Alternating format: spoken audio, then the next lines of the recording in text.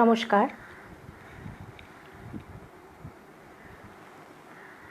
আমাদের আজকের বিষয় যা আমাদের চলছে, প্রাণারাম বাংলা ইউটিউব চ্যানেল আমাকে বলেছিলেন একটি বিশেষ বিষয়ের ওপরে প্রত্যেক বৃহস্পতিবার কিছু কথা বলার জন্য। তা আমরা বিষয় নির্বাচন করেছিলাম স্বামীজির পদপ্রান্তে আকর গ্রন্থ, এবং তার মধ্যে থেকে স্বামী সদানন্দজির কথা। স্বামী সদানন্দজি হচ্ছেন আমাদের স্বামীজির অন্যতম একজন সন্ন্যাসী শিষ্য।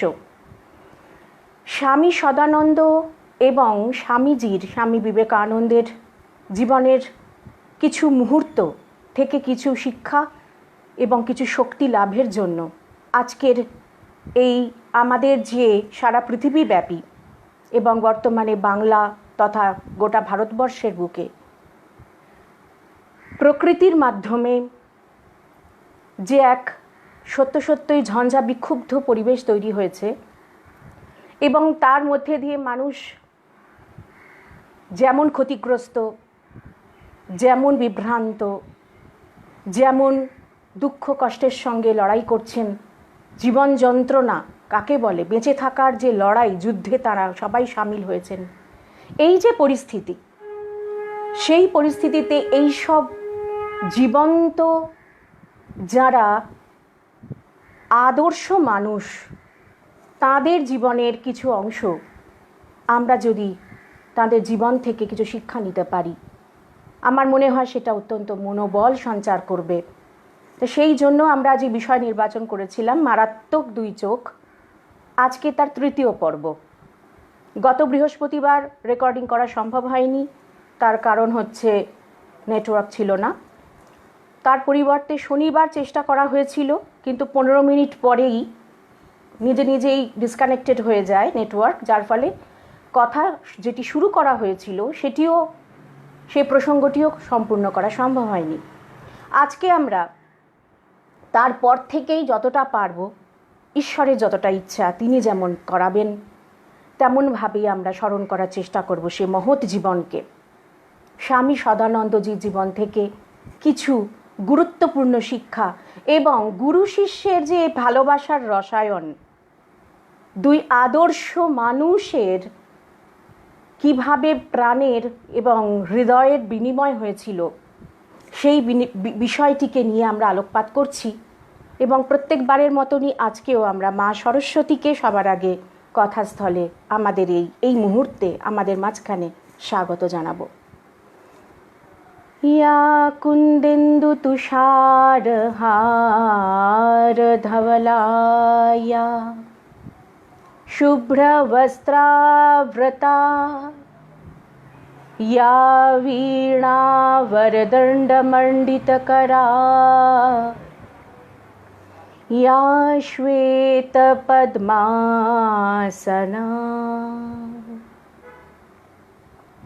या ब्रह्माच्युतशङ्कर प्रभृतिभिर्देवैः सदा वन्दिता सा मां पातु सरस्वती भगवती निःशेष जाड्यापहा। ॐ गुरुर्ब्रह्मा गुरुर्विष्णुर्गुरुर्देवो महेश्वरः गुरुरेव परब्रह्म तस्मै श्री गुरवे नमः। हे कृष्ण करुणा सिंधो दीनबन्धो जगत्पते गोपेश गोपिकाकान्त राधाकान्त नमोस्तुते। हरिः ॐ तत्सत्। ॐ शान्ति शान्ति शान्तिः। হরি ওম তৎসৎ।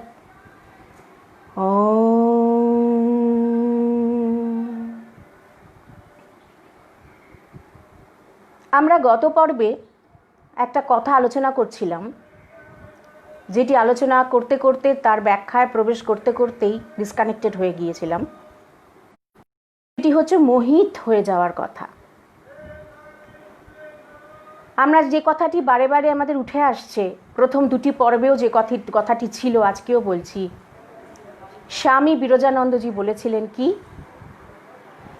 না, স্বামী বিবেকানন্দের মনোহর রূপ ও মারাত্মক চক্ষু মুগ্ধ করিয়াছিল শ্রী শরৎচন্দ্র গুপ্তকে।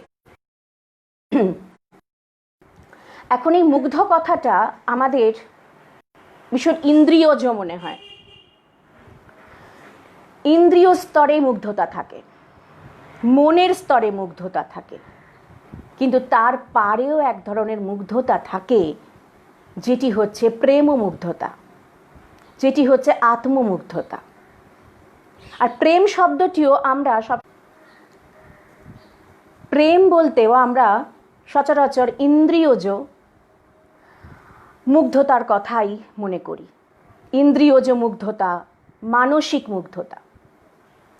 হ্যাঁ, ইন্দ্রিয় মনের বিশাল ভূমিকা একটা আছে বটে, কিন্তু আমাদের ভুলে গেলে চলবে না, ইন্দ্রিয় এবং মনের পারেও কোনো একটি সত্তা রয়েছে, যেই সত্তাটির ওপর আশ্রয় করে ইন্দ্রিয় এবং মনের খেলা চলছে।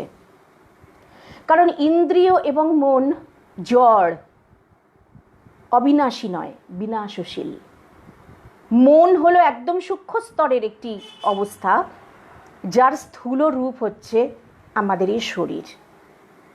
যাক, সে কথা, সেগুলো অনেক গভীর বেদান্তের কারণ শরীর, সূক্ষ্ম শরীর, স্থূল শরীরের আলোচনা, সেসব নিয়ে আলোচনা এখানে করছি না এই মুহূর্তে। শুধু মুগ্ধতা প্রসঙ্গ নিয়ে এইটুকু বলি, মুগ্ধতা বলতে ঠাকুর বলেছিলেন যে যখন নব অনুরাগ আসে তখন কেমন হয় না, হঠাৎ ধুলো ঝড় উঠেছে এবং ধুলো ঝড়ে সব একাকার মনে হয়। গাছপালা, বাড়ি ঘর, মানুষ, পশু সব মনে হয় এক রকম হয়ে গেছে ধুলোর ঝড়ে।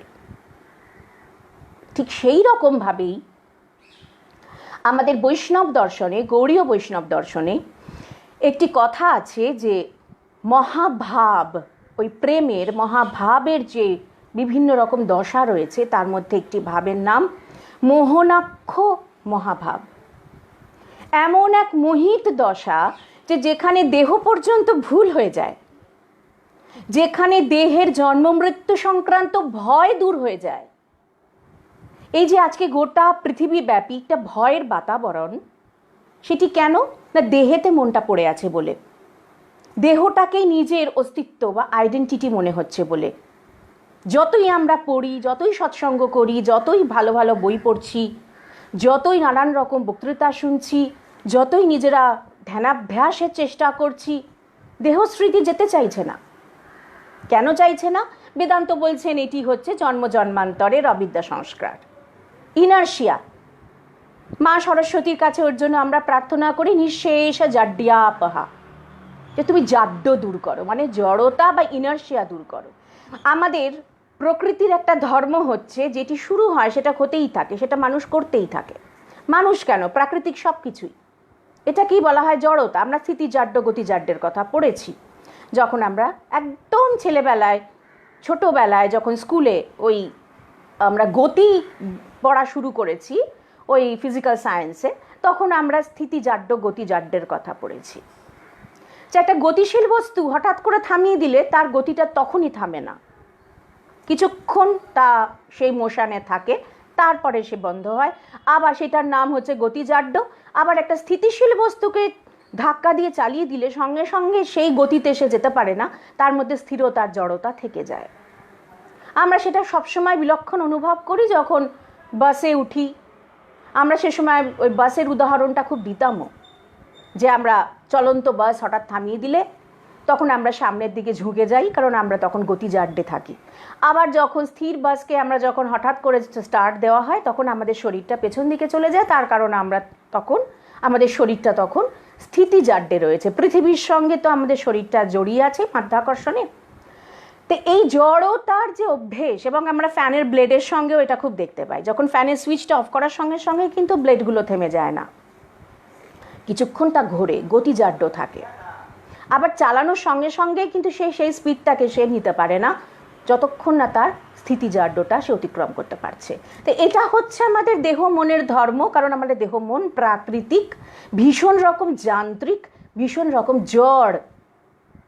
কিন্তু এই জড় বস্তুগুলিকে ভীষণ চেতনা সম্পন্ন বা জীবন্ত মনে হয়। কেন না? একটা আলো পাচ্ছে, প্রাণের সঞ্চার সেখানে হচ্ছে।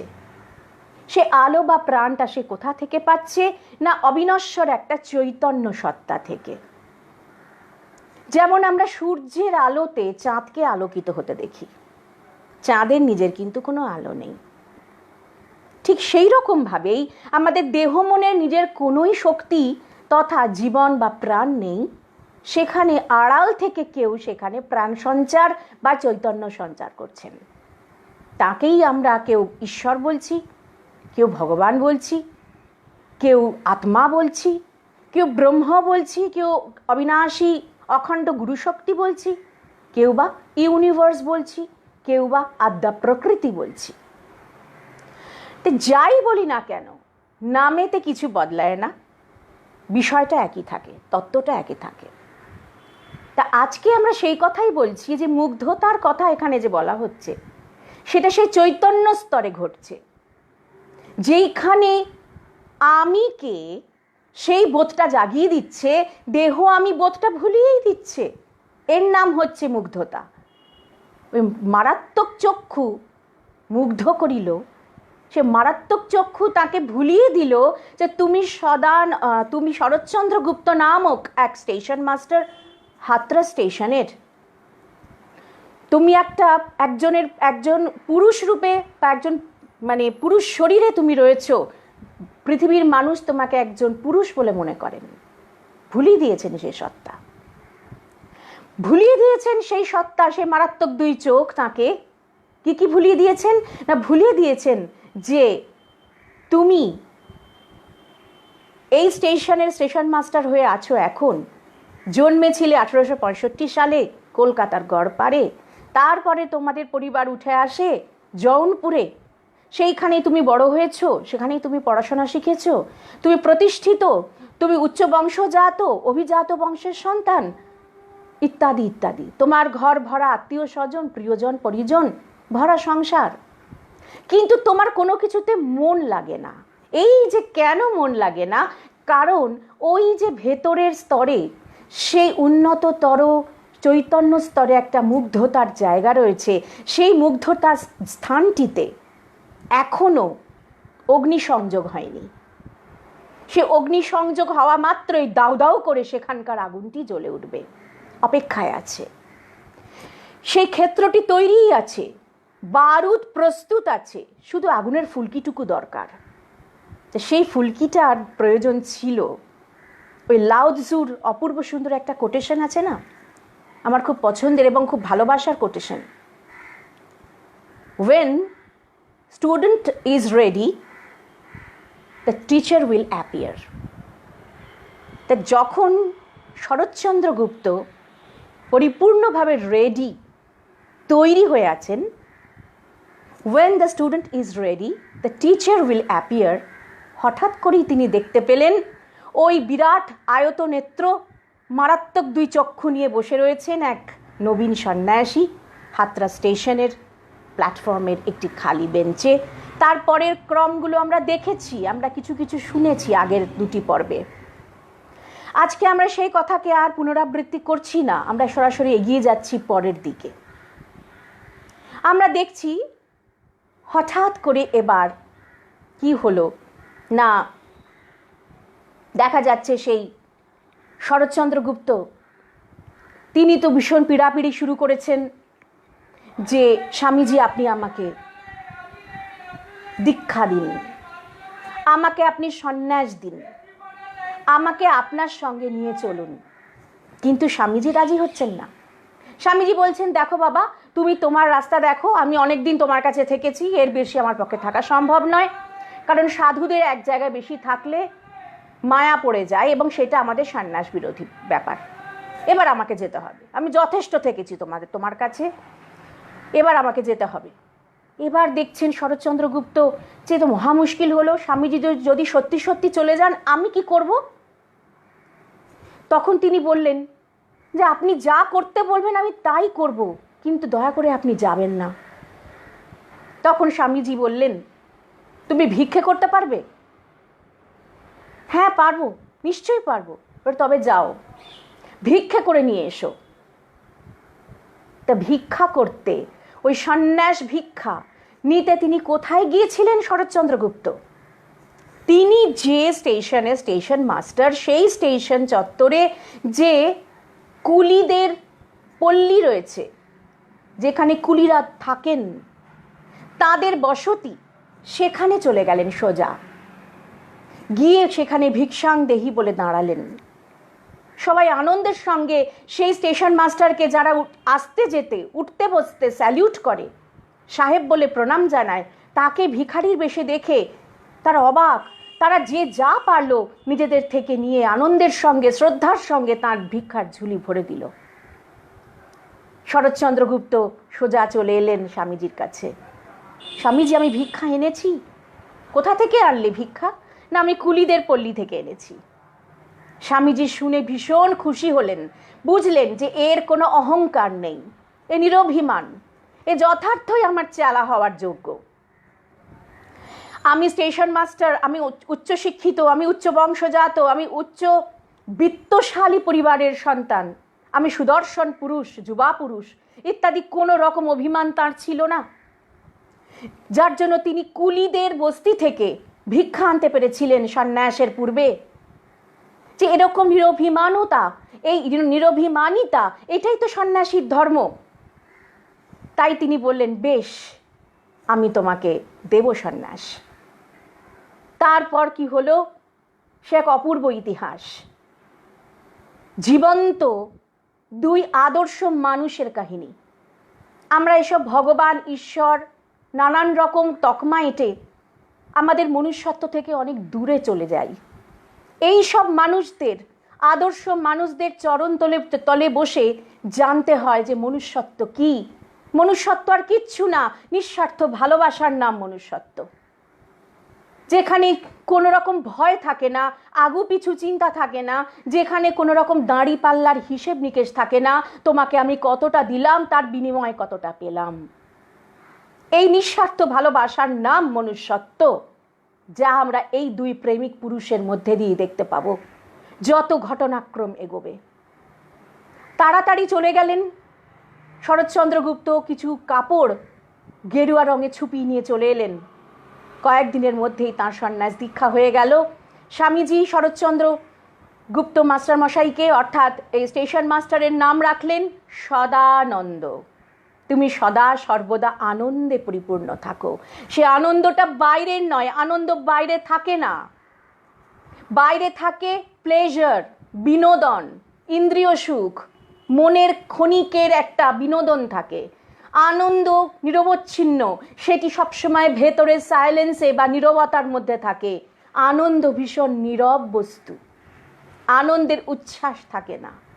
আনন্দ একটি ফল্গু ধারার মতন স্রোত, যার জন্য সরস্বতীকে বলা হয় অন্তঃসলীলা।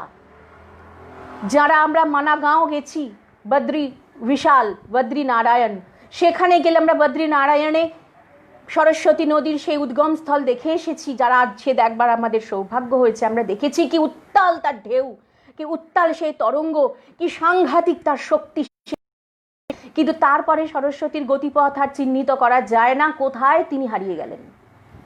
ওই সাংঘাতিক শক্তিশালী পার্বত্য নদী কোথায় চলে গেলেন। সে নদীকে আপনি বলে সম্বোধন এই জন্য করা হচ্ছে, সর্বভূতে চৈতন্য, বিশেষত প্রকৃতির মাঝে, বিশুদ্ধ প্রকৃতির মাঝে সে বিশুদ্ধ চৈতন্যের আরও যেন দিব্য প্রকাশ ঘটে। তা সেই সরস্বতীকে খুঁজে পাওয়া যায় না, বলা হয় এলাহাবাদের প্রয়াগে গঙ্গা যমুনা সরস্বতীর মিলনস্থল। তা এখন সেখানে গঙ্গা যমুনাকে চিহ্নিত করা যায়, আলাদাভাবে দুটি রং বোঝা যায়, কিন্তু সরস্বতীকে দেখতে পাওয়া যায় না। বলা হয় সরস্বতী অন্তঃসলীলা, লুকিয়ে থাকেন, জ্ঞান চৈতন্য আড়ালে থাকে, সামনে ধরা দেয় না। তা এখন সেই রকমই। তা আজকে দেখছি আমরা কি হলো না, শরৎচন্দ্রগুপ্ত মহাশয়ের সে সদানন্দ নামকরণ হলো, যে তোমার সেই ভেতরের সারস্বত আনন্দ অক্ষয় থাকুক, গুরুর আশীর্বাদ পেলেন তিনি। এরপর বেরিয়ে পড়লেন দুজন, চল, আমার তো যাওয়ার ছিল বৃন্দাবন থেকে ঋষিকেশ, মধ্যিখানে তোর মায়ায় আটকে গিয়ে ভারী তুই আমার পায়ের বেড়ি হলি দেখছি। স্বামীজি বলছেন, তুই তো দেখছি আমার পায়ের বেড়ি হয়ে গেলি রে, কি আর করা যাবে, চল এখন আমার সঙ্গে, পারবি তো? কারণ স্বামীজি জানেন যে সদানন্দ তথা গুপ্ত মহারাজের অভ্যেস নেই পার্বত্য পথে হাঁটাচলা করবার, দুর্গম পথে হাঁটাচলা করবার কোনো অভ্যেস নেই, কিন্তু বললেন হ্যাঁ আমি পারবো। এইরকমই স্বামী সদানন্দজি এক জায়গায় বলছেন, হাঁটতে হাঁটতে একবার একটা জায়গার মধ্যে দিয়ে আমরা যাচ্ছি, পাহাড়ি অঞ্চলে, সেখানে দেখা যাচ্ছে অনেক হাড়গোড় পড়ে আছে, কোনো মৃতদেহ, আর তার সঙ্গে কিছু গেরুয়া কাপড়ের টুকরো। স্বামীজি বললেন, বুঝলি, দেখে কিছু বুঝতে পারছিস? কোনো সাধু ছিলেন এখানে, বাঘে খেয়েছে, দেখ এখানে কিন্তু তুই মরতে পারিস, তোর ভয় হচ্ছে না তো? তখন তিনি বলেছিলেন, যেখানে আপনি আমার সঙ্গে আছেন আমার ভয় কিসের? যে আপনি আমার সঙ্গে আছেন, এই ফিজিক্যাল প্রেজেন্সের কথা কিন্তু সদানন্দ বলেননি, তার জীবনের শেষক্ষণে গিয়ে আমরা সেই কথা জানতে পারবো। যখন স্বামীজি আর তার দিব্যলীলা করছেন না পার্থিব দেহে, তিনি ততদিনে চলে গিয়েছিলেন, তারপরেও স্বামী সদানন্দের কি অটুট তেজ, কি অটুট মনোবল, কি অটুট নির্ভয়তা, কারণ তিনি মুগ্ধ হয়েছিলেন ওই মারাত্মক দুই চোখের দিকে তাকিয়ে। ওই মুগ্ধতা মনের নয়, ওই মুগ্ধতা ইন্দ্রিয়ের নয়, ওটি হচ্ছে আত্মমুগ্ধতা, প্রেম ও মুগ্ধতা। সেই চৈতন্য স্তরে অগ্নিসংযোগ হয়েছিল, যেই চৈতন্য স্তরে তাঁর ক্ষেত্রটি বারুদে পরিপূর্ণ হয়ে, শুকনো বারুদ, ভেজা বারুদে আগুন জ্বালালে শিখা ওঠে না, ধোঁয়া ছড়ায়। শুকনো বারুদে একটু আগুনের ফুলকি লাগা মাত্রই দাউ দাউ করে আগুন জ্বলে ওঠে। সে বৈরাগ্যের অগ্নিসংযোগ হয়েছিল মারাত্মক দুই চক্ষুর মাধ্যমে। স্বামী বিবেকানন্দের বিবেক অগ্নি প্রজ্বলিত হয়েছিল সদানন্দের চৈতন্য স্তরে, যে ক্ষেত্রটি তৈরি ছিল বলে তিনি আগে থেকেই তার কোনো কিছুতে মন লাগতো না, শুধু ওম জপ করতেন। তিনি খুঁজতেন সেই আগুনটি, কবে সেই আগুনের, সে অগ্নিশিখা আমার ভেতরের সেই আগুনকে জ্বালিয়ে দেবে, সে শুধু পথ খুঁজছে। তা সেই পথ যখন পেলেন তিনি, আমরা স্বামী সদানন্দের শেষ দিন পর্যন্ত দেখতে পাচ্ছি কি অটুট তাঁর মনোবল, কি অটুট তাঁর সেই বিশ্বাস। তাকে বলা হতো তিনি জ্বলন্ত বিশ্বাস, হ্যাঁ সত্যই জ্বলন্ত বিশ্বাস। সেই কথাগুলো আমরা দেখব আস্তে আস্তে, যদি স্বামীজির কৃপা হয়, যদি সচ্চিদানন্দের করুণা হয়। তা এখন এই মুহূর্তে আমরা সেই জায়গায় থাকি। তা ওই জায়গা থেকে আমরা দেখতে পাচ্ছি যখন তিনি স্বামীজি তাকে সঙ্গে করে নিয়ে এগিয়ে চলেছেন পাহাড়ি পথে, মৃতদেহ তথা হাড়গোড় পড়ে আছে, গেরুয়া কাপড়ের টুকরো দেখিয়ে বললেন, এখানে কোনো একজন সন্ন্যাসীর মৃত্যু হয়েছে, কোনো হয়তো বাঘের পেটে গেছেন। কিরে, তোর ভয় করছে না তো? আমার আবার কিসের ভয়, আপনি আমার সঙ্গে আছেন। স্বামীজি বললেন, বেশ বেটা, চল এবার সামনে দেখ আরো কত লীলা বাকি। যত এগোনো যত ঊর্ধ্ব পথে যেতে হয়, তত বেশি কঠিন পরীক্ষার মধ্যে দিয়ে যেতে হয়।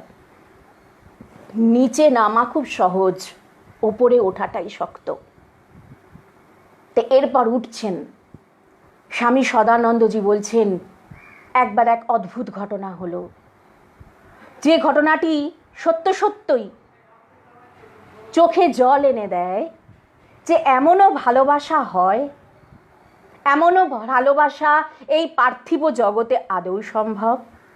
তাও আবার একজন গুরুর ভালোবাসা, মানে একদম নিরভিমান গুরুর ভালোবাসা তাঁর শিষ্যের প্রতি, যেটি আলোচনা করতে করতে কণ্ঠরুদ্ধ হয়ে যেত গুপ্ত মহারাজের, সেইটি একটু উল্লেখ করি। একবার কি হয়েছে, ওই রকম পার্বত্য পথে চলতে চলতে স্বামী সদানন্দের পায়ে যে বুট পরা ছিল তাতে পায়ে ফোসকা পড়তে শুরু করলো। তারপর তার এরকম দুর্গম পথে হাঁটার অভিজ্ঞতা নেই, পাকদণ্ডিতে উঠছেন, আর স্বামী যে এত গতিশীল, এত স্পিডে তিনি এগোচ্ছেন, এত গতিতে এগোচ্ছেন যে তার অনুসরণ করে চলা খুব মুশকিল হয়ে পড়ছে সদানন্দ মহারাজের। তা তিনি তখন কি করলেন, পা স্লিপ করছে বারবার, তা তিনি তখন কি করলেন, পা থেকে জুতোগুলো খুলে ফেললেন। জুতো জোড়া খুলে তিনি তার সঙ্গে যে পোঁটলাটা ছিল সে পোঁটলার মধ্যে ভরলেন, ভরে সেটিকে টানছেন, কারণ তার মধ্যে কম্বল আছে, 2-4টে কাপড় আছে এরকম। স্বামীজির সঙ্গেও তাই, কাঁধে কম্বল রয়েছে, 1 জোড়া 2 জোড়া কাপড় রয়েছে, এর বেশি কিছু না, আর কমণ্ডলু আর দণ্ডকি রয়েছে। তো এবারে কি হয়েছে না, সদানন্দ মহারাজ দেখছেন আমি হাঁটতে পারছি না, পা হড়কে হড়কে যাচ্ছে, তারপর বর্ষা হয়েছে, পাথরগুলো পিচ্ছিল হয়ে গেছে, কোথাও কোথাও শ্যাওলা জমে আছে, তিনি নিজেকে ঠিক সামলাতে পারছেন না, আর এত ভারী একটা পোঁটলা হয়েছে, তার মধ্যে নিজের জুতো জোড়াও ঢুকেছে। স্বামীজি পেছন ফিরে দেখছেন যে শিষ্য বারবার পিছিয়ে পড়ছেন। কি হলো রে, তুই উঠতে পারছিস না? তখন তিনি বলছেন, আজ্ঞে না, মানে চল চল চল দেখি তোর পোঁটলাখানা আমাকে দে।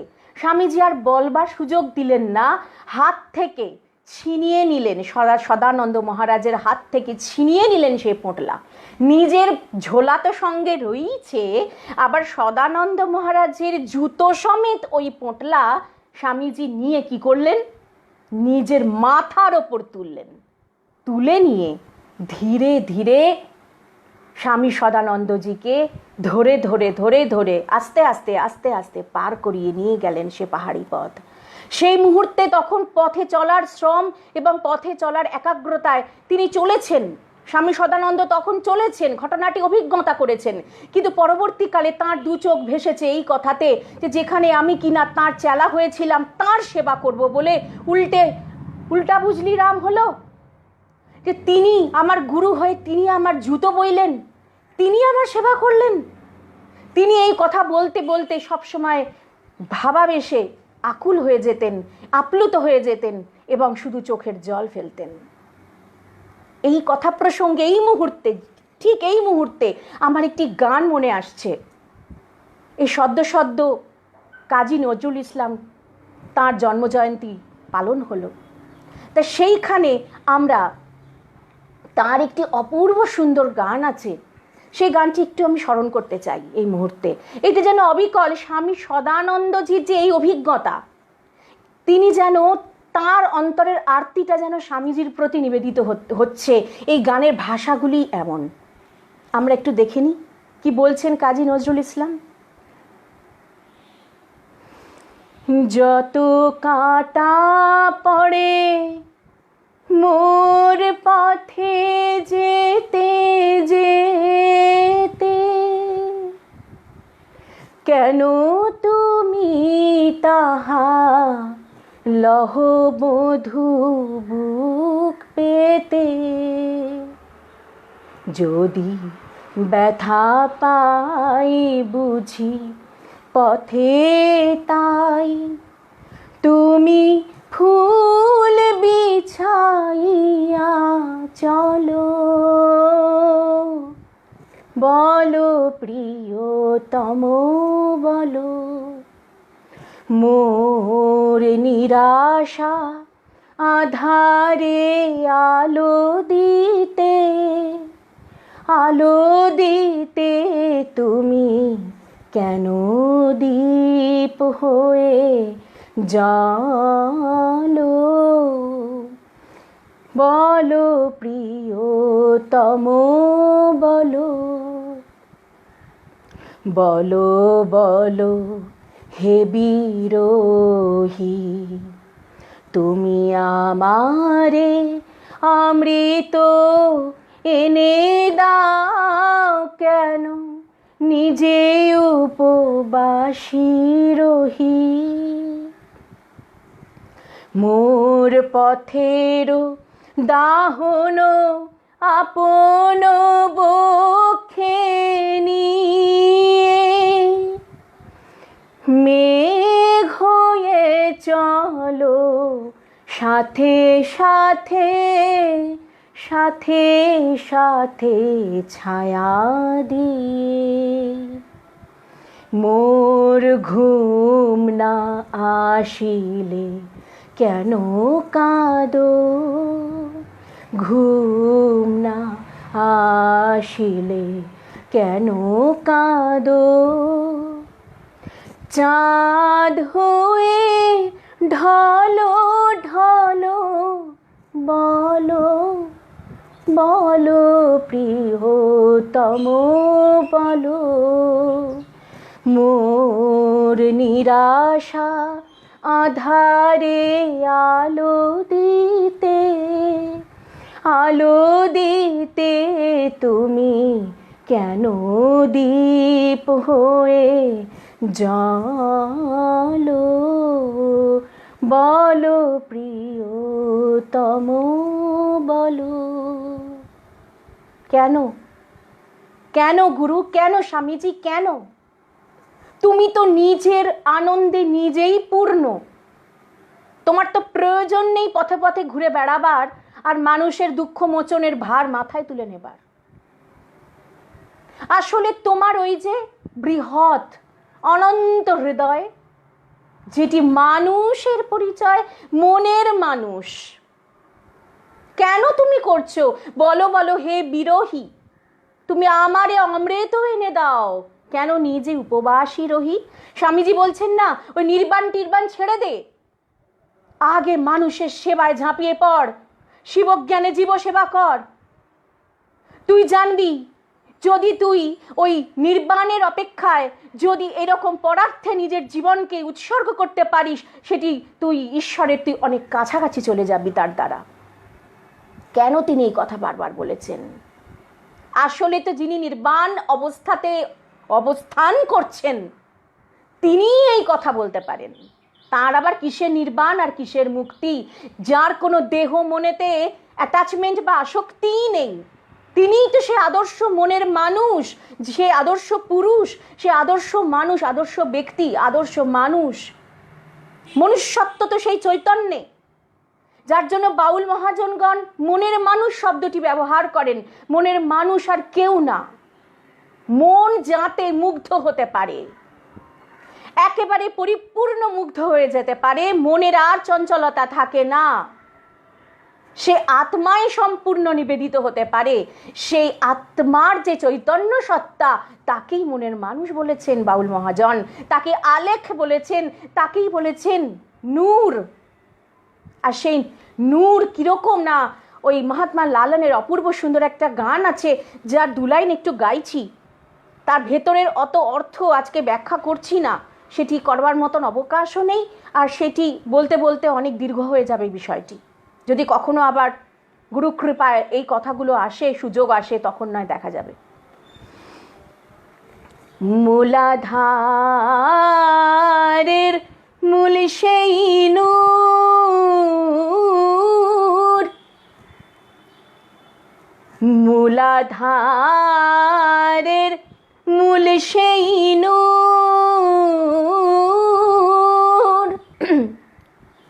নূরের ভেদক কুল সমুদ্র, যার হয়েছে প্রেমের অঙ্কুর, যার হয়েছে প্রেমের অঙ্কুর, ওই নূর ঝলক দিচ্ছে তারি,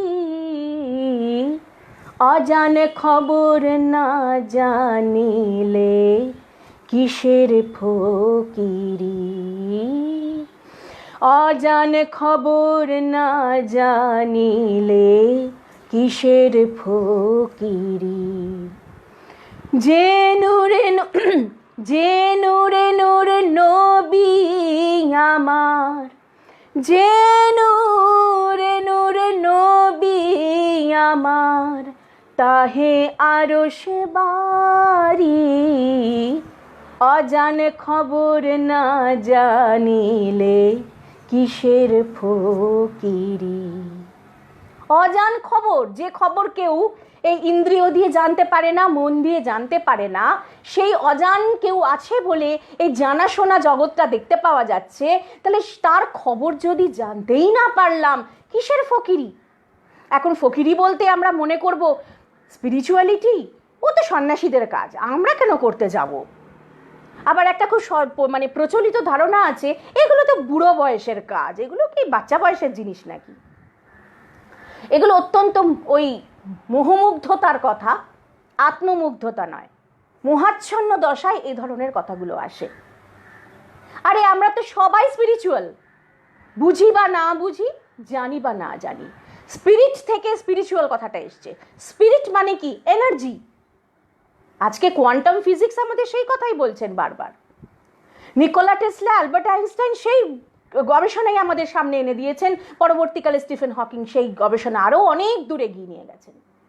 এবং নিকোলা টেসলা এবং স্বামী বিবেকানন্দের যে ভাবের আদান প্রদান হয়েছিল ওই এনার্জি এবং ম্যাটারকে নিয়েই, যেটা আমাদের বেদান্ত দর্শন বলছেন যে সব শক্তি, আমরা সবাই শক্তি। এই যে আমাদের হিউম্যান ফরমেশন বা অ্যানিমাল ফরমেশন বা ট্রি ফরমেশন, যে নানান রকম ফরমেশনগুলো দেখছি, এগুলো আর কিচ্ছুই নয়, এনার্জি এক একটা রকম রূপ নিয়েছে, আর কিচ্ছু না। এবং রূপটাও কেন নিয়েছে? আমি যেটা যেরকম দেখতে চাইবো, কোয়ান্টাম ফিজিক্স বলছেন তুমি যা যেমন দেখতে চাইবে সেটা তেমন ফরমেশন নেবে। এমন অনেক এনার্জি আমাদের চোখের সামনে থাকলেও আমরা তা ধরতে পারছি না। যখন আমরা তা দেখতে চাইবো বা আমাদের দৃষ্টি পড়বে, তখন তার একটা রূপ আসবে। সেই নিয়ে গভীর আলোচনা এখন করছি না। এখানে শুধু বেদান্তের একটা সূত্র এখানে মিলে যাচ্ছে ভীষণ রকম। বলা হচ্ছে আমাদের উপনিষদগুলির মধ্যে রয়েছে যে ব্রহ্ম, পরব্রহ্ম একাই ছিলেন সেই চৈতন্য সত্তা, সে নূর। নূর মানে হচ্ছে জ্যোতি। যারা কিনা সুফিজমে রয়েছেন তারা সে নূরের সাধনা করেন। আবার আমরা শিখ সম্প্রদায় দেখছি তারা অলখ নিরঞ্জন বলে থাকে। নিরঞ্জন মানে যাকে ইন্দ্রিয় দিয়ে দেখা যায় না। অলখ, যিনি কিনা আমাদের লক্ষ্য, মানে অর্থাৎ আমাদের এই চোখের জ্যোতির আড়ালে একটা জ্যোতি, যে গায়ত্রী বন্দনা আমরা ঋষিদের কাছ থেকে পাচ্ছি, আমাদের বৈদিক ঋষিদের কাছ থেকে। সে জ্যোতির উপাসনা। সে জ্যোতি কে? আত্মা, আমি, আপনি, আমরা সবাই। সেই সোর্স এনার্জি হলো আমাদের স্বরূপ। এইবারে কি হচ্ছে না, বলছেন সেই ব্রহ্ম তিনি একাই ছিলেন, আমরা উপনিষদ এগুলো পাচ্ছি। কিন্তু তিনি হঠাৎ ইচ্ছা করলেন আমি বহু হব, এবং বহু হব ভাবা মাত্রই তিনি দৃষ্টি ফেললেন। দৃষ্টি ফেললেন কোথায় না, বলা হচ্ছে প্রকৃতিতে। প্রকৃতি মানে ওই হচ্ছে আমাদের এই যে যান্ত্রিক পদ্ধতি, যার দ্বারা এই সম্পূর্ণ 24 তত্ত্ব, সাংখ্য দর্শনে 24 তত্ত্ব রয়েছে, যার দ্বারা টোটাল এন্টায়ার ইউনিভার্সাল সিস্টেমটা রয়েছে। সাংখ্য দর্শন কিন্তু ঈশ্বর, তথাকথিত ঈশ্বর মানেন না, কিন্তু সাংখ্য দর্শনে আমরা পাচ্ছি পুরো আমাদের এনার্জি সিস্টেমটাকে। তা সেইখানে দেখা যাচ্ছে যে প্রকৃতিতে যে ব্রহ্ম নিজে দৃষ্টি ফেললেন, অমনি এক একটা ফরমেশন স্টার্ট হয়ে গেল নজর ফেলার সঙ্গে সঙ্গে। সবই আগে থেকে ছিল, কিন্তু সেখানে নজর পড়েনি, তাই তার প্রকাশ ঘটেনি। কোয়ান্টাম ফিজিক্সও সে একই কথা বলছেন, নজর পড়লে তবে এনার্জি একটা ফরমেশন পায়। তা এখন সেটি কি, অত গভীরে যাচ্ছি না, যাওয়ার দরকারও নেই, আমরা আসল বিষয়ে থাকি। তা মূলাধারের মূল সেই নূর। আমরা যোগ দর্শনে বা তন্ত্র সাধনায় যে ঋষি পতঞ্জলির যে যোগ দর্শন, সেইটিকে আমরা পাচ্ছি যে আমাদের মূলাধার, স্বাধিষ্ঠান, মণিপুর, অনাহত, বিশুদ্ধ, আজ্ঞা, সহস্রার, এই মূল 7টা চক্রের কথা পাই। এছাড়া আরও গোপন আরও চক্র রয়েছে। মোট 114টি চক্রের সন্ধান যোগীরা পেয়েছেন। তা এখন সে মূলাধার, যেটি হচ্ছে রুট এনার্জি, আমরা পৃথিবীর থেকে যে আমাদের শরীরটা জন্ম হয়েছে, আমরা সোর্সের সঙ্গে কানেক্টেড, বা সোর্সের সঙ্গে কানেক্টেড বলা ভুল, আমরা সে সোর্সের মধ্যেই রয়েছি। সেই নূর বা সেই জ্যোতি মূলাধারেই রয়েছেন, কিন্তু সেই নূরকে ওপরে উঠতে হয়। কিন্তু নূলের ভেদাকুল সমুদ্র, মানে সমুদ্র পেরিয়ে পেরিয়ে, অনেক বাধা বিপত্তি, ইন্দ্রিয় জাল পেরিয়ে পেরিয়ে যেতে হয়। কিন্তু তারপরে মহাত্মা লালন কি বলছেন, যার হয়েছে প্রেমের অঙ্কুর, ওই নূর ঝলক দিচ্ছে তারি। যার হয়েছে প্রেমের অঙ্কুর, যার হয়েছে প্রেমের অঙ্কুর, ওই নূর ঝলক দিচ্ছে তারি, অজানে খবর না জানিলে কিসের ফকিরি।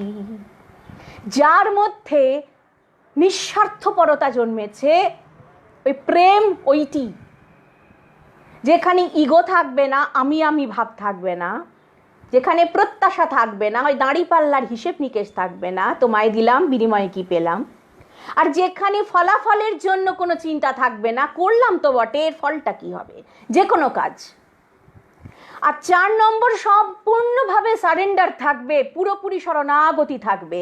এই 4টি হচ্ছে সেই নূর জাগানোর, সেই ভেতরে চৈতন্য সত্তায় অবস্থান করবার মূল মন্ত্র। এক হচ্ছে অহম শূন্যতা, এক হচ্ছে নিঃস্বার্থপরতা, এক হচ্ছে প্রত্যাশা শূন্যতা, এক হচ্ছে শরণাগতি।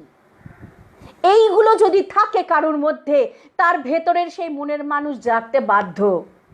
আর এর জন্য পুঁথিপত্র পড়বার দরকার নেই, মন্দিরে মসজিদে যাবার দরকার নেই, তীর্থে ঘুরে বেড়াবারও দরকার নেই, আর ফুলচন্দন ঘণ্টা শঙ্খেরও প্রয়োজন নেই, আর ঘণ্টায় ঘণ্টায় প্রহরে প্রহরে উপাসনার জন্য মসজিদে যাবারও প্রয়োজন নেই, আর সে গির্জাঘরে গিয়ে রবিবার প্রার্থনারও প্রয়োজন নেই। যে কোনো ধরনের স্পিরিচুয়াল প্র্যাকটিস, স্পিরিচুয়াল না, রিলিজিয়াস প্র্যাকটিসের কোনো দরকার হয় না, যদি ভেতরে সে মনুষ্যত্ব একবার জেগে যায়। সেটাই হচ্ছে অ্যাকচুয়াল স্পিরিচুয়ালিটি, এটাই হচ্ছে অ্যাকচুয়াল মিস্টিসিজম, জীবন রহস্যকে বোঝা। আর যারা কিনা প্রকৃত মনুষ্যত্বের পথে থাকেন, নিজের ভেতরের মনুষ্যত্বকে জাগাবার পথে থাকেন, তারাই জীবন রহস্যকে ভেদ করতে পারেন। তারা নিত্য আনন্দ সদানন্দে থাকেন। তারা মৃত্যুতে ভয় পান না, কারণ তারা জেনেই গেছেন দেহটা অনিত্য। তারা জীবনে এক একটা মোড় আসে, এক একটা ভয়ঙ্কর পরিস্থিতি আসে, সে পরিস্থিতিগুলোকে তারা চ্যালেঞ্জ বলে মনে করেন।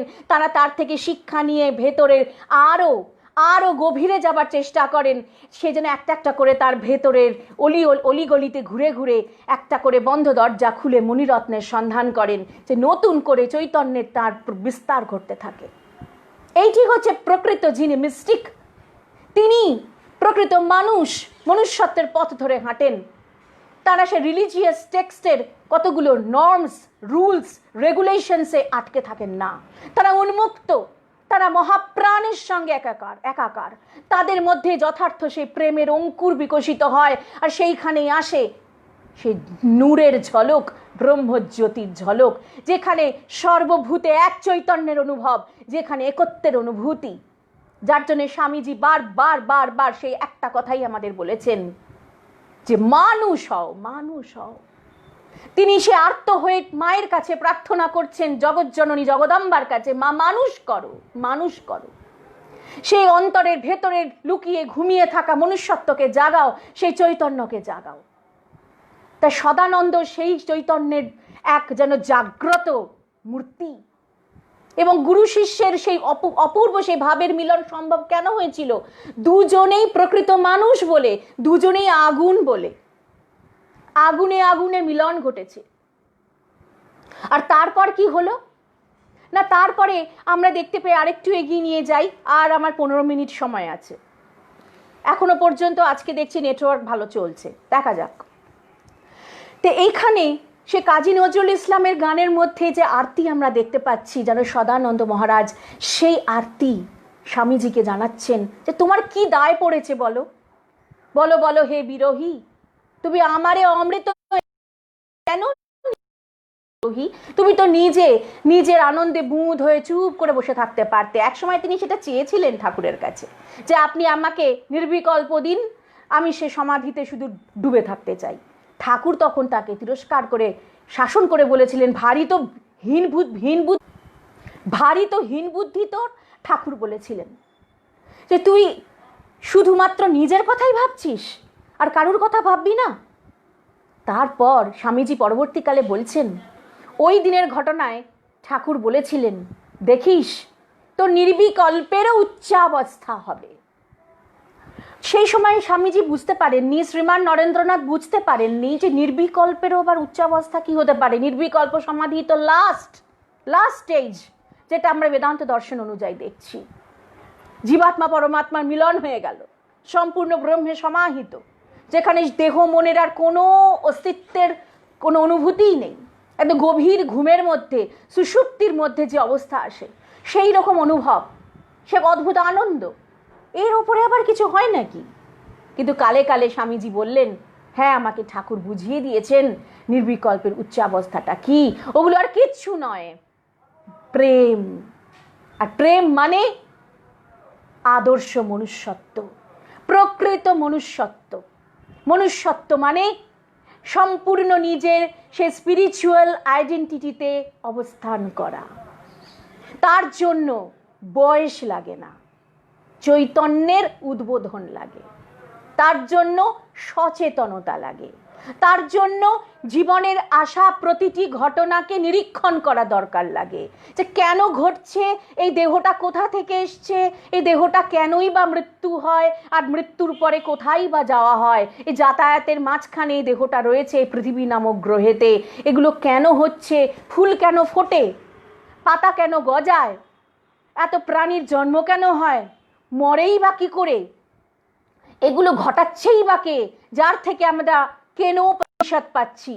কেন উপনিষদ এরকম ছেলে মানুষই বাচ্চার মতন প্রশ্ন ঋষির, তিনি গিয়ে তার গুরুকে জিজ্ঞেস করছেন কেন হয়, এগুলো সব কে করছে। কে না শব্দের মানে কার দ্বারা, কিম শব্দের তৃতীয়ার এক বচন, কে না। তাই এখানে বলছেন কার দ্বারা ঘটছে, আপনি আমাকে একটু বুঝিয়ে দিন, এই রকম অদ্ভুত সৃষ্টি কার দ্বারা, এই সৃষ্টিটা আছেই বা কার দ্বারা, বাতাস বইছে কার দ্বারা, আমি শ্বাস নিচ্ছি কার দ্বারা, আমার মন চিন্তা করছে কার দ্বারা, আমার শরীর কাজ করছে কার দ্বারা হচ্ছে এগুলো, কেউ কি আছে বিহাইন্ড দ্য সিন। তখনই হয়ে গেল গুরুর এবার উত্তর দান। পরপর সেই গুরু শিষ্য সংবাদ পাচ্ছি কেন উপনিষদে। তেন ছোট্ট শিশুর মতন সবসময় একটা জিজ্ঞাসা থাকতে হবে। এর জন্য কোনো রিলিজিয়াস নর্ম মেনে তারপর অমুক বয়সের পর ওই 60 বছরের রিটায়ারমেন্টের পর কাজ থাকবে না, তখন আমি ফ্রি হয়ে যাব, তারপর নয় এগুলো করা শুরু করব, এই রকম ক্যালকুলেশন করে স্পিরিচুয়াল অ্যাওয়েকেনিং হয় না। আর স্পিরিচুয়াল অ্যাওয়েকেনিং একদিনে হয় না, একবার হয় না, রোজ হয়, প্রতি মুহূর্তে হয়। একটা করে ঘটনা নাড়িয়ে দেয়, বিশেষ করে যখন এই ঝঞ্ঝা আসে, বিশেষ করে যখন সংকট আসে। এই প্রসঙ্গে একটা কথা বলি এই মুহূর্তে, এই সেদিন যখন আমফান ঝড়টা এসেছে সদ্য, চারিদিক টালমাটাল হচ্ছে, আমি যেখানটা থাকি আমাদের প্রতিবেশীর বাড়িতে জানলা দিয়ে একদম সামনের বাড়িতে দেখতে পাওয়া যায় তাদের পাঁচিল ঘেরা একটি আম গাছ আছে। তো সেই আম গাছটি ভয়ঙ্করভাবে দুলছে। আমাদের খুব চিন্তা হতে লাগলো যে এবার গাছটা ভেঙে না পড়ে, এত সুন্দর গাছ হয়েছে, এত আমে ভরে গেছে, গাছটা নষ্ট না হয়ে যায়। আর তার থেকেও যেটা চিন্তার বিষয় আরও বেশি ছিল, ওই গাছে কদিন আগে একটি কাক 2টি শাবকের জন্ম দিয়েছে, তার একটি বাসা রয়েছে। ছোট্ট ছোট্ট কাকের ছানা, তাদের সে লাল লাল মুখ, আর মা তাদেরকে ধীরে ধীরে করে বাড়িয়ে তুলছে, একটু একটু করে খাবার আমরাও দিয়ে থাকি, সবাই মিলেই যারা যে দিয়ে থাকেন সে খাবার নিয়ে তার বাচ্চাদের মুখে দিচ্ছেন। আমরা রোজ সেগুলো দেখি, কত আনন্দ হয়, প্রকৃতির কোলে তাদের বেড়ে ওঠা দেখছি। এবারে কি হচ্ছে না, ওই বাচ্চা দুটিকে দেখছিলাম আমরা কদিন ধরে, শাবক দুটিকে মা উড়তে শেখাচ্ছে, মা ডানা ঝাপটিয়ে উড়তে শেখাচ্ছে। তারা কষ্ট করে একটু ভয়ে একটা ডাল থেকে আর একটা ডালে একটু উড়ে যাচ্ছে, তারা উড়তেও পারে না। এবার যখন সে হঠাৎ ঝড়টা এলো, ওই ভয়ঙ্কর দাপাদাপি শুরু হলো, অন্ধকারও হয়ে এসছে, যে বোঝা যাচ্ছে না গাছে ঠিক কী ঘটছে। তখন আমাদের অসম্ভব দুশ্চিন্তা হতে লাগলো যে ছানা দুটো কোথায় গেল, এবং তার সঙ্গে সঙ্গে মাই বা কোথায় গেল, ওদের কোনো ক্ষতি হলো না তো, বোঝা যাচ্ছে না। এবার পরের দিন সকাল না হওয়া পর্যন্ত, সূর্যের আলো না আসা পর্যন্ত কিচ্ছু বোঝা যাচ্ছে না, খুব চিন্তা হতে লাগলো। পরদিন দেখছি যখন সেই ঝড় বাদলা থামলো, দেখছি দিব্যি সেই লাল মুখ ছোট ছোট কাক দুটো রীতিমতন উড়ে গাছ কেন এ ডাল ও ডাল ছাড়িয়ে, এ পাঁচিল ও পাঁচিল, এ বাড়ি ও বাড়ি সর্বত্র উড়ে বেড়াচ্ছে, আর তাদের কচি স্বরে আওয়াজ করছে। তার মানে তার মা সে যে চেষ্টা করেছিল তাদেরকে উড়তে, কোনো মতে হয়তো ঝড়ের মধ্যে সে তাদেরকে রক্ষা করে কোনো জায়গায় শেল্টার বা আশ্রয় দিয়েছিল, নিজেও আশ্রয় নিয়েছিল সেই মুহূর্তে, সেটা আমাদের নজরে আসেনি। কিন্তু এটা নজরে এলো, ওই এক রাতের আমফান ঝড় তাদেরকে বড় করে দিল, তাদের গ্রোথ হলো, তারা ওই ঝড়েতে উড়তে শিখে গেল। যেটা ওরা প্রাকৃতিকভাবে যে শক্তি নিয়ে জন্মেছে, সে শক্তিটার সঙ্গে তাদের সাক্ষাৎকার হলো। সেই জন্য স্বামীজি বলছেন, জীবনে যখন সংগ্রাম আসবে, জীবনে যখন প্রতিকূল পরিস্থিতি আসবে, সেটা শুধু প্রাকৃতিক বিপর্যয়ের মাধ্যমে নয়, এগুলো তো সব আধি দৈবিক লীলা চলছে। আধ্যাত্মিক, আধিভৌতিক, আধিদৈবিক আমাদের দুঃখ আছে। আমরা জানি আমাদের উপনিষদ তথা বেদান্ত দর্শন বলছেন যে আমরা 3 বার শান্তি শান্তি শান্তি বলি। তার কারণ ঋষিরা আমাদের আধ্যাত্মিক মানে শরীরের জ্বালার থেকে শান্তি, আধিভৌতিক মানে প্রাণী জগতের বিভিন্ন আক্রমণ থেকে, কোনো মানুষের অপমানের জন্য যে যন্ত্রণা হয় সেটিও প্রাণী জগৎ, মানুষ ও প্রাণী, তার থেকে যে দুঃখ সেটি আধিভৌতিক জ্বালা থেকে শান্তি, এবং আধিদৈবিক এই যে দৈব দুর্বিপাক হচ্ছে প্রাকৃতিকভাবে আসছে, এই ত্রিবিধ জ্বালা থেকে শান্তির জন্য সবসময় আশীর্বাদ করছেন, প্রার্থনা করছেন ঋষিগণ। তা এখন সে আধিদৈবিক যে যন্ত্রণাটা কিভাবে শুধুমাত্র আমাদের জীবনে আধিদৈবিক যন্ত্রণা আমরা একসঙ্গে এখন প্রত্যক্ষ করছি গোটা পৃথিবীর মানুষ নানানভাবে, কিন্তু এছাড়া প্রত্যেকের ব্যক্তিগত জীবনে আধ্যাত্মিক তথা শরীরের যন্ত্রণা, নানান রকম শারীরিক অসুস্থতা, নানান রকম দুরারোগ্য ব্যাধি, এই কোভিড-19 তার মধ্যে একটি পড়ছে, ওটি আধি দৈবিকও বটে আবার আধ্যাত্মিকও বটে, মানে শরীরের ব্যাধি আবার তার সঙ্গে সেটা এমনভাবে এসছে সেটা আর কোনো কুল কিনারা ধরতে পারা যাচ্ছে না, যেমন দৈব দুর্বিপাকের মতন, মাথায় বাজ পড়ার মতন। তারপর এই ধরনের ব্যাপার, নানান রকম যে প্রাকৃতিক বিপর্যয়, তো সব মিলিয়ে এর সাথে সাথে আধিভৌতিক কষ্ট, অর্থাৎ প্রাণী জগতের থেকে সবসময় আমাদের কষ্ট আসতে থাকে নানানভাবে। বিশেষ করে মানুষের থেকে যখন আমাদের দুঃখ আসে, মানুষ যখন অপমান করেন, মানুষ যখন প্রবঞ্চনা করেন, তখন কিন্তু ওই সময়ে যিনি প্রশ্ন করেন কেন আমার সঙ্গে এমন হচ্ছে, এটা কি আমাকে কিছু শিক্ষা দিল, এর থেকে কি আমি কিছু শিখলাম? যদি ছোট্ট শিশুর মতন ওই শেখার মানসিকতা নিয়ে কেউ থাকেন, তিনি প্রকৃত নিজের জীবন রহস্যটাকে ওই মিস্টিক হয়ে বুঝতে পারেন যে সবটাই অনিত্য, কিন্তু নিত্য কি করছেন না আমার ভেতরে সেই নিত্য সম্পদকে জাগ্রত করার জন্য সাহায্য করছেন। তাই প্রত্যেকটি জিনিসেরই দরকার আছে, এবং সবটাই হচ্ছে সেই ডিভাইন উইল অনুযায়ী, তিনি ইচ্ছা করছেন বলে সব হচ্ছে, এবং যেটাই হচ্ছে তার দ্বারা শুধু আমাকে শিক্ষা নিতে হবে আর এগিয়ে যেতে হবে। এই দেহটা তো শাশ্বত নয়, এটা থাকবে না, কিন্তু যেটা থাকবে সেটা আমার চৈতন্য স্তরের সে বোধটুকু থাকবে, সে বোধের স্তরে আমি যেন সদা সর্বদা আলোকিত থাকতে পারি। এইটাই হচ্ছে আমাদের জীবন থেকে নেওয়া শিক্ষা।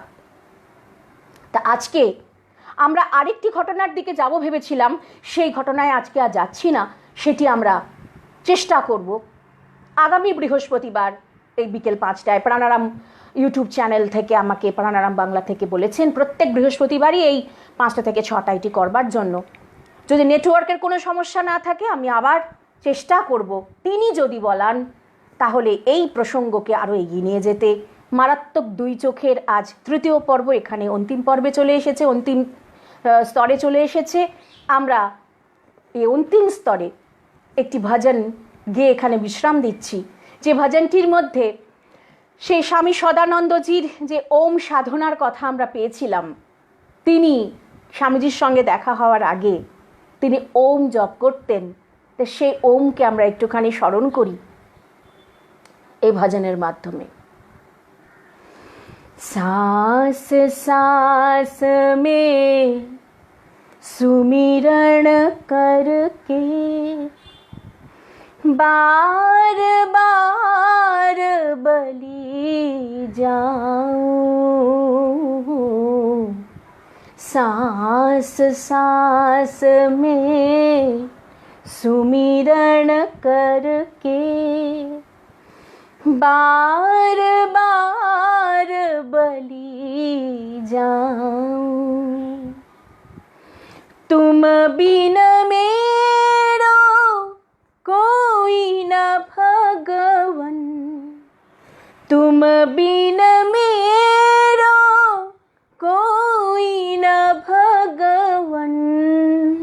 जिसको मैं अपनाऊं, सांस सांस में सुमिरन करके बार बार बलि जाऊं। उठत बैठत तुम्हें आराधूं, आठ पहर गुण गाऊं। उठत बैठत तुम्हें आराधूं, आठ पहर गुण गाऊं। ओम ओम की मधुर ध्वनि में, ओम ओम की मधुर ध्वनि में अंदर ही खो जाऊं। सांस सांस में सुमिरन करके बार बार बलि जाऊं।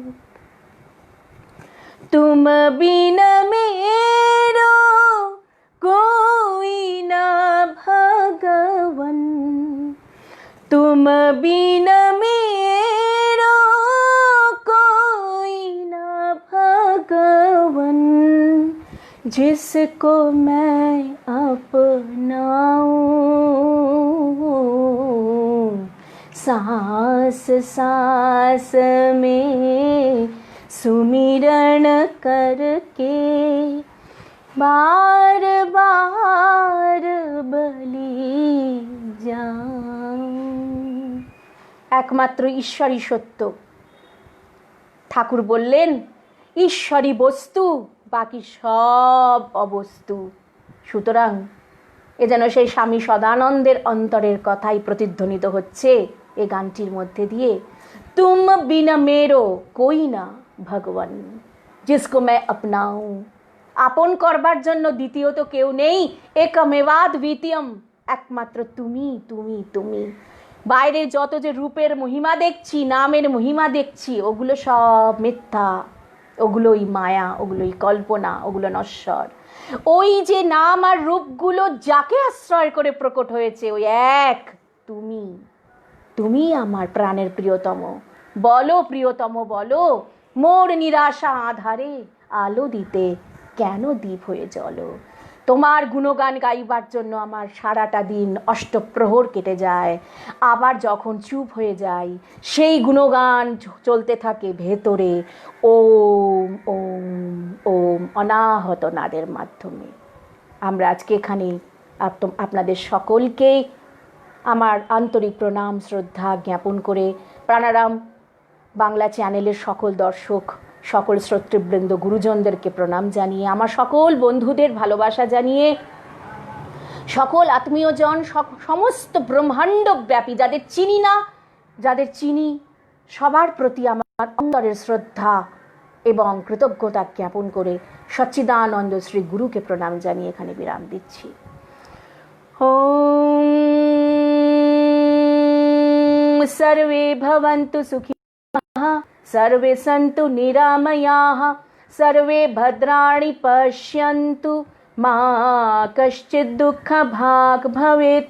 ॐ पूर्णमिदं पूर्णात् पूर्णमुदच्यते, पूर्णस्य पूर्णमादाय हरिः ॐ